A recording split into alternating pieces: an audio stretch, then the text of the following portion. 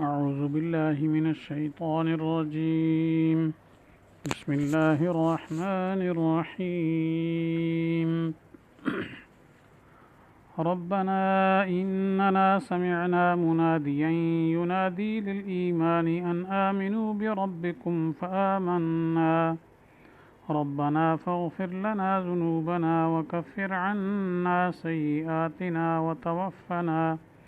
وتوفنا مع الأبرار ربنا وآتنا ما وعدتنا على رسلك ولا تخزنا يوم القيامة إنك لا تخلف الميعاد. صدق اللہ العظیم. ترجمہ یہ ہے: اے رب ہمارے، ہم نے سنا ایک پکارنے والا پکارتا ہے ایمان لانے کو کہ ایمان لاؤ اپنے رب پر، سو ہم ایمان لے آئے۔ اے رب ہمارے، اب بخش دے گناہ ہمارے اور دور کر دے ہم سے برائیاں ہماری، اور موت دے ہم کو نیک لوگوں کے ساتھ۔ اے رب ہمارے، اور دے ہم کو جو وعدہ کیا تو نے ہم سے رسولوں کے واسطہ سے، اور رسوا نہ کر ہم کو قیامت کے دن، بے شک تو وعدہ کے خلاف نہیں کرتا۔ تو پچھلی آیات میں اولی الالباب کی اوصاف بیان ہوئے، پھر ان کی طرف سے درخواستوں کا تذکرہ ہوا تھا۔ تو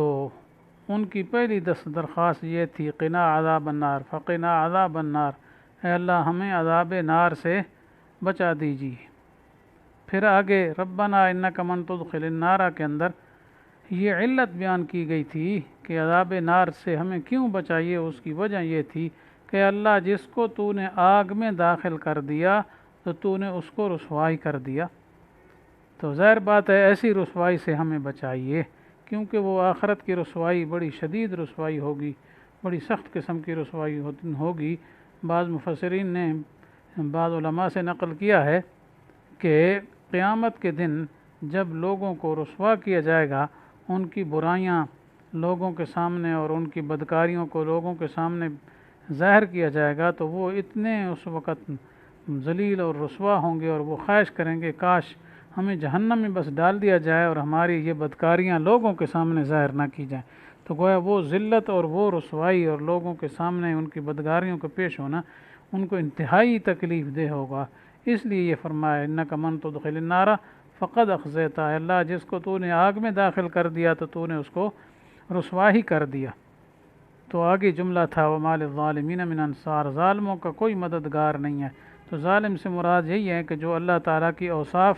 کیا ہے دوسروں میں، مخلوق کے اندر مانتے ہیں، تو یہ ظلم ہے، کیونکہ ظلم کا معنی ہوتا ہے وضع الشیء فی غیر محلہ۔ تو یعنی اللہ تعالیٰ کی اوصاف غیر اللہ کے اندر کیا ہے مان کر پھر ان کو حاجت روا مشکل کشا سمجھ کر ان کی سور و پکار شروع کر دیتے ہیں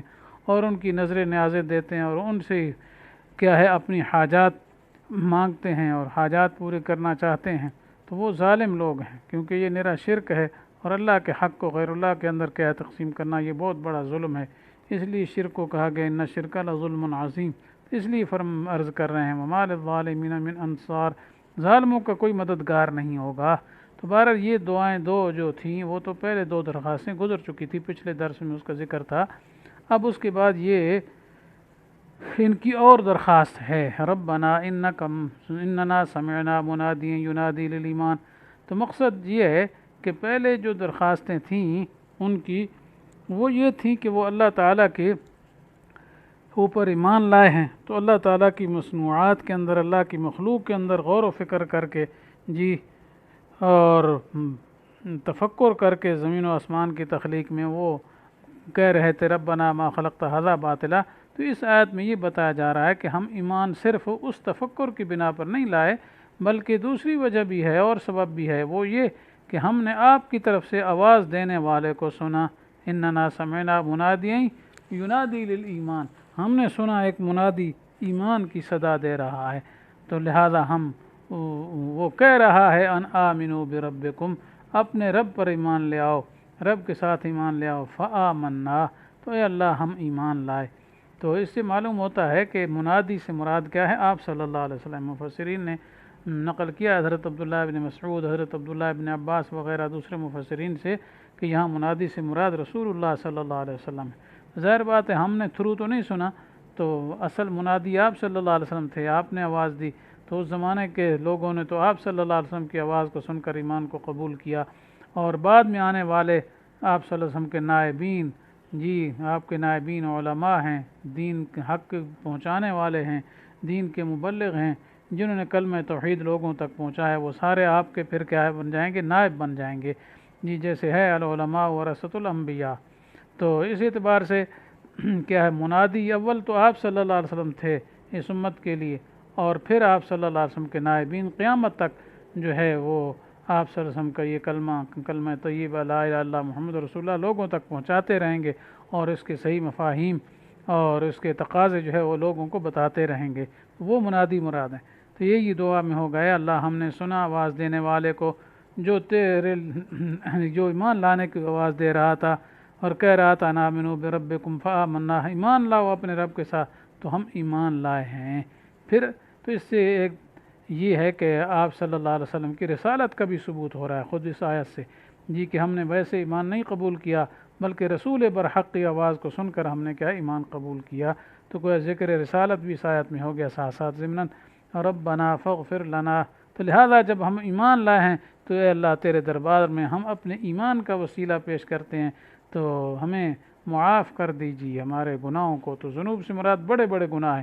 تو یعنی ہمارے بڑے بڑے جو گناہ ہیں ان کو بھی معاف کر دے، وکفر عنا سیئاتنا، اور اس کے علاوہ چھوٹے موٹے اور جو گناہ ہیں چھوٹے ان کے لیے بھی یہ کفارہ بنا دے۔ تو مقصد یہ دونوں قسم کے گناہ ختم فرما دے، وتوفنا مع الابرار، اور ہمیں نیک لوگوں کے ساتھ کیا ہے موت دینا۔ یہ معنی نہیں کہ جب نیک مر رہے ہوں تو ہم مر جائیں، معنی یہ ہے کہ اے اللہ جب ہماری موت ہو تو ہمیں نیک لوگوں کے زمرہ میں ان کی جماعت میں شامل فرما دے، یہ مقصد یہ ہے۔ تو نیک ظاہر بات ہے اعلیٰ درجے کے نیک تو انبیاء، صدیقین، شہداء اور صالحین ہیں، جس کا تذکرہ خود قرآن پاک میں آیا ہے کہ یہ اونچے درجے کی 4 جماعتیں ہیں۔ تو مقصد یہ ہے کہ اللہ ہمیں موت دے کر ان کے کیا ہے جماعت میں شامل فرما دے، مراد یہ کہ ان کے غلامی میں جنت میں کیا ہے جگہ مل جائے اور ان کے معیت نصیب ہو جائے، یہ مراد ہے وتوفنا مع الابرار۔ تو اب یہ دعائیں کر رہے ہیں، اللہ تعالیٰ سے بار بار مانگ رہے ہیں، ٹھیک ہے۔ آگے اور دعا، آخری دعا، ربنا وآتنا ما وعدتنا علی رسلک ولا تخزنا یوم القیامہ، اے رب ہمارے اور ہمیں دے دیجئے جو تو نے اپنے رسولوں پر وعدہ کیا ہے، یعنی اپنے رسولوں کی زبان سے جو ہمیں وعدہ پہنچایا آپ کے رسولوں کی زبان سے کہ اللہ تعالیٰ مومنین مرد عورتوں کو کہ آخرت میں جنت نصیب کرے گا اور ان کی بخشش فرما دے گا، کہ اللہ جو تو نے وعدہ ان سے کیا ہے وہ ہمیں بھی نصیب فرما دے، جی۔ اور ولا تخزنا یوم القیامہ، اور ہمیں قیامت کے دن کیا رسوا نہ کرنا۔ تو مقصد ان کا یہ ہے کہ ہمارے اعمال تو ایسے نہیں ہیں جی کہ ہم نیک لوگوں کے ہم پلہ بن سکیں اور ان جیسے ہو سکیں، جی ہم تو گناہ گار ہیں، نابکار ہیں، یا اللہ تو اپنی رحمت کے ساتھ ہمیں ایسا بنا دیجئے کہ ہم بھی ان جیسے کیا ہے ایمان اور عمل صالح کرنے والے بن جائیں، اور ہم تیرے اس وعدے کے کیا مستحق بن جائیں جو آپ نے خالص کامل مومنین کے وعدہ کر رکھا ہے۔ ہم التجائیں کرتے ہیں، ٹھیک ہے، تو وعدہ کی خلاف ورزی نہیں کرنے والا، انک لا تخلف المیعاد، لیکن ہم بہت کمزور ہیں، تیری رحمت کے خاص گار ہیں، تیری ہی توفیق سے کیا ہے ہم کیا ہے ان نیک اعمال کو کر سکتے ہیں اور ان صفات کے ساتھ موصوف ہو سکتے ہیں جن کے لیے آپ کا وعدہ ہے۔ تو اصل مقصد یہ ہے کہ ہم جو ہے ایسے بن جائیں کہ تیرے وعدے کے اہل بن جائیں، تاکہ اس کے بموجب پھر ہمیں بھی جنت میں ٹھکانہ مل جائے اور ہم کیا ہے مغفور بن جائیں، ہماری مغفرت ہو جائے۔ تو یہ دعائیں کیا ہے اللہ تعالیٰ نے ان کی نقل کی ہیں، اس کی جو اہل اللہ تھے، اولو الالباب جن کو قرآن نے کہا ہے، پیچھے گزر چکا ہے اولو الالباب آیا تھا ابتدا آیات میں، عقل والے، صحیح عقل والے وہی ہیں جو اللہ تعالیٰ کی پوری پہچان رکھنے والے ہیں، اور جو اللہ تعالیٰ کی پوری پہچان رکھے تو پورا اطاعت گزار ہے۔ تو گویا یہ اللہ والے، نتیجہ یہ نکلے گا کہ یہ اللہ والوں کی دعائیں ہیں۔ تو ان سے یہ معلوم ہوتا ہے جی کہ یہ تو خود محتاج تھے، بندے تھے، اللہ تعالیٰ سے دعائیں کرتے تھے، التجائیں کرتے تھے، اللہ کو پکارا کرتے تھے جی، تو ظاہر بات ہے وہ اللہ کے علاوہ اور کسی کو نہیں پکارتے تھے۔ دیکھو ہر دعا میں آ رہا ہے ربنا ربنا ربنا، اللہ کو چھوڑ کر اور کسی در کی طرف جا، اور کسی کو آواز نہیں لگائی، اور کسی کو پکار نہیں رہے، صرف اللہ ہی کو پکارا ہے۔ جس سے معلوم ہوتا ہے جی کہ ہمیں بھی صرف اللہ تعالیٰ کی پکار کرنی چاہیے، اللہ کے علاوہ اور کسی پیغمبر کی، کسی پیر کی، کسی ولی کی، کسی امام کی، ان کی شور و پکار ہرگز نہیں کرنی چاہیے۔ دوسرا اس سے یہ بھی ثابت ہوا کہ جو خود اللہ تعالیٰ سے کیا ہے مانگ رہے ہیں، دعائیں کر رہے ہیں، التجائیں اور زاریاں کر رہے ہیں، وہ کبھی کیا ہے حاجت روا مشکل کشا نہیں ہو سکتے۔ یہ لوگوں کو غلط فہمی ہو گئی ہے کہ وہ جو کیا ہے خود مانگنے والے ہیں، خود اللہ تعالیٰ سے کیا رو رو کے التجائیں کرنے والے ہیں، وہ کیسے حاجت روا ہو سکتے ہیں۔ جیسے دوسرے موقع میں سورۃ انبیاء میں بھی آیا، انبیاء کی صفت بیان کی سورۃ الانبیاء کے اندر، انہم کانوا یسارعون فی الخیرات ویدعوننا رغبا ورہبا وکانوا لنا خاشعین۔ عجیب 3 صفات وہاں انبیاء کی بیان کی گئی کہ وہ تو نیک کاموں میں سبقت کرنے والے تھے اور ہمیں پکارا کرتے تھے رغبا ورہبا، شوق سے اور ڈر ڈر کے۔ تو مطلب وہ خود اللہ سے کیا ہے ڈر ڈر کے مانگ رہے ہیں، تو جو اللہ سے ڈر ڈر کے مانگ رہا ہو وہ خود حاجت روا مشکل کشا کیسے ہو سکتا ہے؟ کبھی بھی نہیں ہو سکتا۔ تو بہرحال یہ ان کی صفات اور ان کی درخواستوں کا تذکرہ تھا اولو الالباب کا۔ تو اللہ تعالیٰ سے ہم بھی دعا کرتے ہیں جی کہ اے اللہ ہمیں بھی ان لوگوں کے نقش قدم پر چلنے والا بنا دے، اے اللہ ہمیں بھی عذاب نار سے بچا دے، کیونکہ عذاب نار ایسا ہے جو ذلت و رسوائی کا موجب ہے۔ اے اللہ جی ہم بھی آپ صلی اللہ علیہ وسلم کی صدا پر اور ان کے نائبین کی صدا جو انہوں نے لگائی تھی، قولوا لا الہ الا اللہ، ہم بھی ایمان لائے ہیں، لہذا اے اللہ ہمارے بھی سب چھوٹے بڑے گناہ معاف فرما دے۔ اے اللہ جو وعدہ آپ نے انبیاء پر کیا، یا اللہ ہم اس کے قابل تو نہیں ہیں، ہمیں بھی اس قابل بنا دے جی، اور ہمیں بھی قیامت کے دن کی ذلت اور رسوائی سے بچا دے۔ آمین۔ وآخر دعوانا ان الحمد للہ رب العالمین۔